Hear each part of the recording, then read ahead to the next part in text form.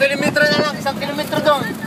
Si Kulas, nagmamacho-machuhan ng tigas ng mukha. Pinipilit ang umiwas sa lahat ng lakas ng loob. Mag-asawa tumukod, galing kumanta, lalo na tatalubod. Lalo na kung indabod, puro sugat sa tuhod. Banay ng katapat para di mahalata, para di mapahiya, para di rin magwala.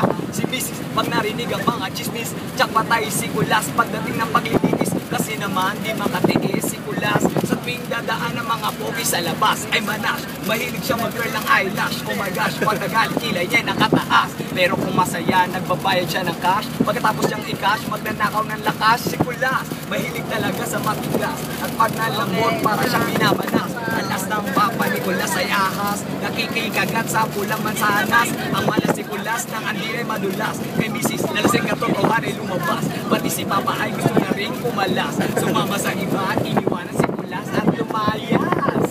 Malas. Okay, YouTube din.